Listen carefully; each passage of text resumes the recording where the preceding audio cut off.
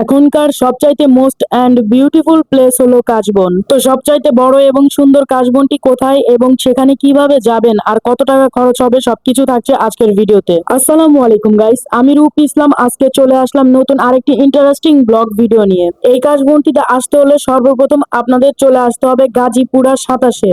গাজীপুরা 27 থেকে একটা রিক্সা নিয়ে চলে আসতে হবে গুটুরিয়া ছায়াকুঞ্জে, আর ভাড়া পড়বে মাত্র জনপ্রতি 20 টাকা করে। আর রিক্সা থেকে নামার পরেই চারপাশের সৌন্দর্য আপনাকে মুগ্ধ করবে।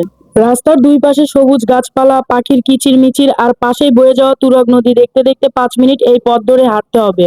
আপনারা কিন্তু চাইলে এই রাস্তার মাঝখানে দাঁড়িয়ে অনেক সুন্দর সুন্দর পিকচার এবং ভিডিও ক্লিক করে নিতে পারেন। বলতে এই রাস্তাটা দিয়ে হাঁটতে আমার অনেক বেশি ভালো লাগতেছিল, আর চারপাশের পরিবেশটা এত বেশি জোস যেটা নিজের চোখে না দেখলে আপনারা বুঝতে পারবেন না। এই রাস্তার হাতের বাম দিকে যে রোডটা চলে গেছে সেইখান দিয়ে সোজা হেঁটে আসলেই এত বড় আর এত সুন্দর একটা কাশবন আপনারা দেখতে পারবেন। আর এই কাশবনটির চারপাশে অনেক সুন্দর একটা রাস্তা করে দেওয়া হয়েছে, যেখানে দাঁড়িয়ে আপনারা অনায়াসে অনেক সুন্দর সুন্দর ছবি তুলতে পারবেন। আমি তো মনের সুখে এই রাস্তাটা দিয়ে হাঁটতেছিলাম আর দুই পাশের ভিউটা উপভোগ করতেছিলাম। জাস্ট অসাধারণ একটা ভিউ।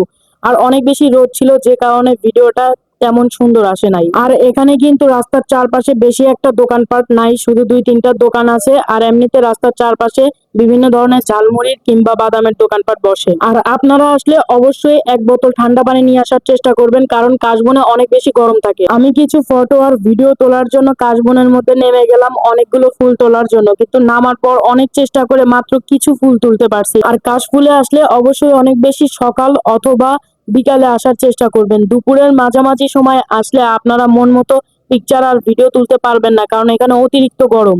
শরৎ মানেই আকাশে নরম তুলোর মতো শুভ্র মেঘের ভেসে বেড়ানো আর দিগন্তর জোড়া প্রান্তরে কাশফুলের মনোরম দৃশ্য। প্রকৃতি প্রিয় মন খেয়াল খুশি মতো আকাশে ভেসে বেড়াতে না পারলেও ইচ্ছে হলে কাশফুলের রাজ্যে হারিয়ে যেতে পারে।